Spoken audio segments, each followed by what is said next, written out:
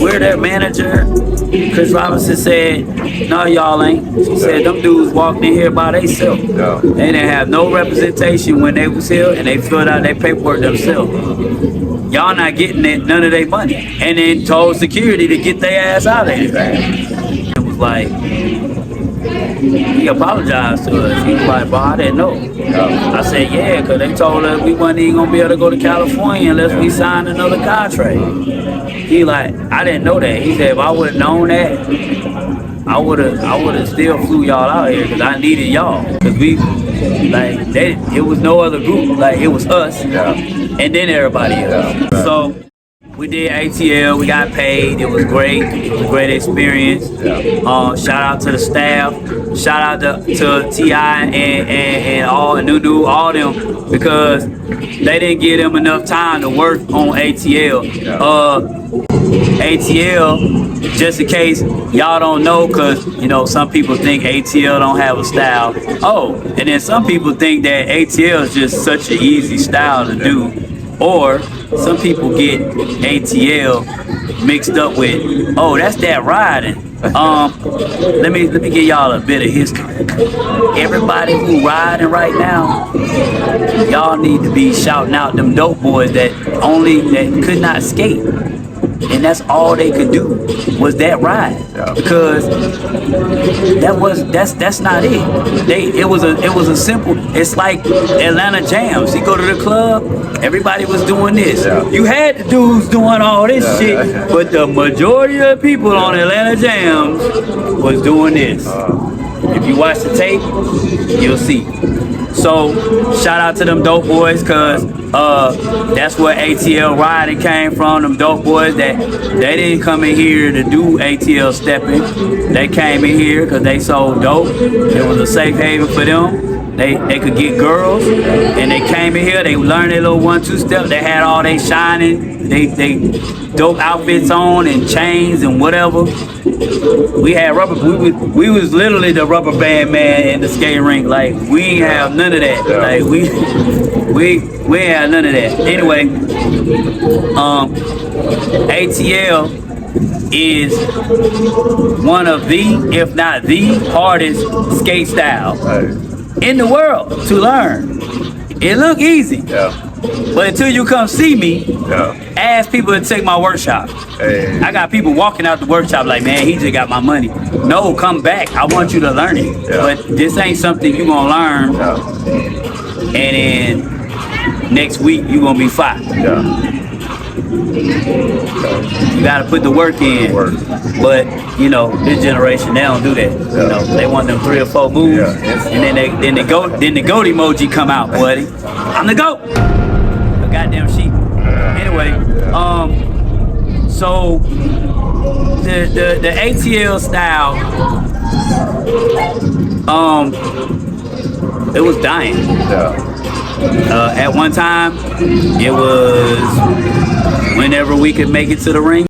I think I was the only one. I actually picked up other styles, and then Saladin picked up another style, and then Doug moved to South America. So it's like, at one time, like, we was skating, but ATL, and then ATL squad was skating, and then that was it. Like, it was us, and it was ATL squad, and there was nobody else really doing nothing.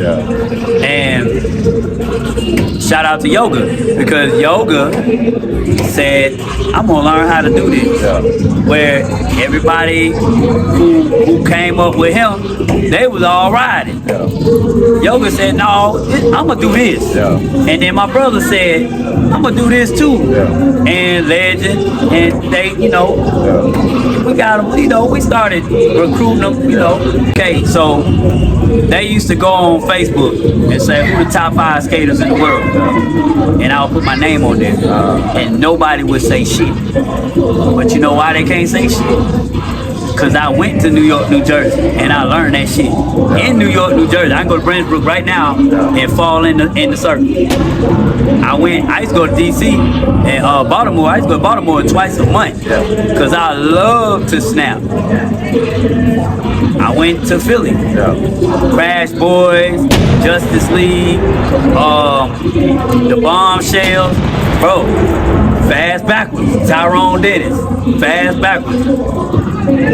I used to go to Chicago parties and take the workshop. They're like, bro, we didn't know you could JB. I'm learning, but this was before the video. Yeah. You had to go to that city and learn how to. I went to Texas when all Texas did was two-step. In downtown, that was it. There was no New York, New Jersey skaters in Texas. There was no LA skaters with little bitty wheels on. There were no JBs in Texas. It was all two-step. It was different crews, different groups, just like Atlanta. Oh man. But they was doing Texas steps. 5 more minutes. Yeah, you got about Okay. So real quick. Let me give y'all some facts.